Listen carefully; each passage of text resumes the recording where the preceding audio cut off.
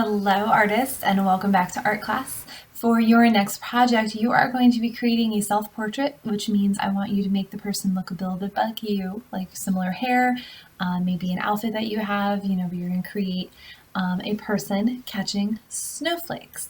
So this is one example that I have. Here's another one on another piece of paper, and here's another student example. So to create these, there's a couple different ways that you can do it. You can see with these examples that I showed you, the person was drawn on one piece of paper and then cut out and glued onto a piece of blue paper with some snowflakes drawn on it. So that is an option for you if you do have some blue colored paper at home. If not though, the example that I'm going to do here, I'm going to do everything on one sheet of paper so that you can see how that can be done. So let's get started by starting off with the head. Now, regardless of whether you're cutting it out and gluing it or doing it all on one paper, you do not want to make your head too high because you want to leave room for the snowflakes that you're catching. So I am going to make my head here in the middle of my paper, and I want to make sure that it's the right size. So I'm going to use my other hand in the shape of a fist to help me make that head. So I'm going to put my fist in the middle of the paper and I'm going to trace a circle around it. You're not tracing your fist, your head is not shaped like a fist, but you're using it as a guide to make it big enough. So I'm going to put my fist right in the middle of the paper and I'm going to draw a circle around it. Now when I get toward the top, I'm going to wait for a second. All right, so I'm going to use this as my guide. And now I'm going to bring it up and around, and at the very top of my head, put a little bump, which is my nose, because you can see that our people are looking up. If you're catching a snowflake, it's like you have your head tilted back, like that. All right, so you can't really see the eyes, you just see the nose and a big wide open mouth, which is the next part that we are going to draw. So I'm going to draw a big mouth. And this is a good chance to make it look a little bit like you. For example, this one here, this student actually had braces, so she drew braces on her person. This one, I drew all of the teeth, but you might want to have a little fun with it and make it look like you lost a tooth. So you can still draw the line across and create the teeth, all right, and draw a line for the tongue. Now the whole inside of your mouth is going to be colored black, which I'm going to do right now with my black marker. All right, and if you wanted to draw yourself missing a tooth for example, maybe just color that one in too. And now it looks like your person is missing a tooth. All right, on to other things. No matter what, the hair is going to be like the last thing that you're going to do. So no matter what, our person is wearing a scarf. So you're going to draw two shapes, like parentheses right below, and then connect that together. So that is your scarf around your neck. And then I'm also going to draw my shoulders all the way down. Make sure you're going all the way to the bottom of the paper. And two lines for your arms. And then I'm going to create part of my scarf that is kind of dangling off. So you can draw it out to the side. I have a little bit more room on this side, so I'm actually going to go this way with this example. But here is my scarf.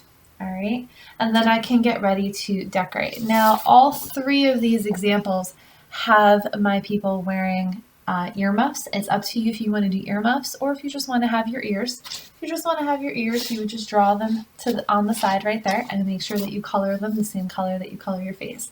But if you want to do earmuffs, which would give you a little something more to decorate with your outfit, you would make them really, really big on your face like that.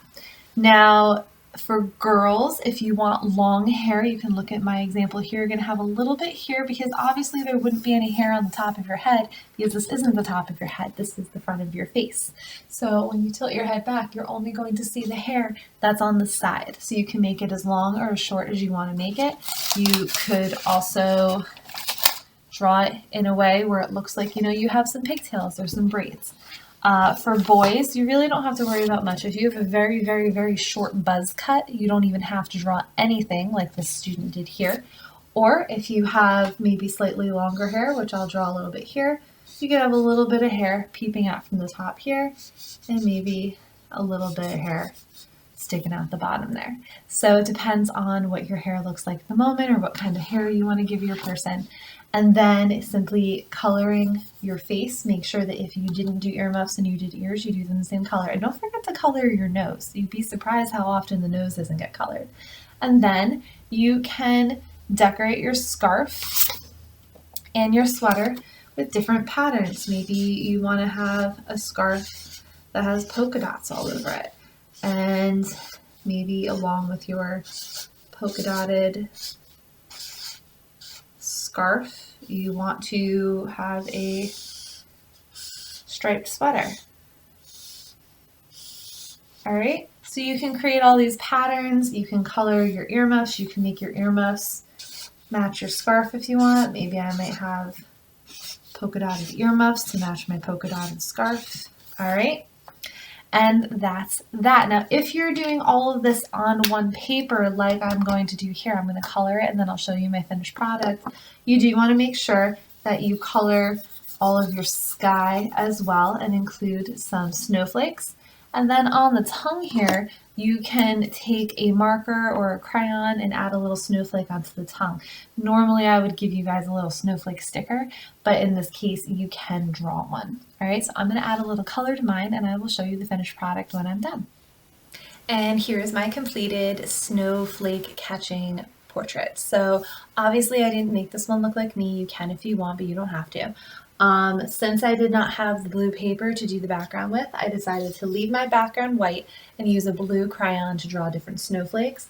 I just did some of like the crisscross star types, but you might want to play around a little bit and make some of them a little bit more fancy, make a couple really fancy snowflakes and add it to that. I made sure that I colored in my skin tone.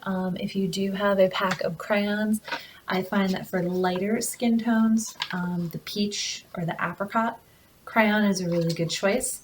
Otherwise, you do have a brown in here. If you have some of the bigger boxes of crayons, there are different tan options and different lighter and darker skin tones. Unfortunately, we're not in school where we can use our skin tone crayons, but do the best with what you have. And I also colored in my scarf, my earmuffs, and my sweater. And there you go. So you have two ways that you can do this. You can either do it all on one sheet of paper or draw and color your person, cut them out and glue them onto another piece of paper where you can add some snowflakes.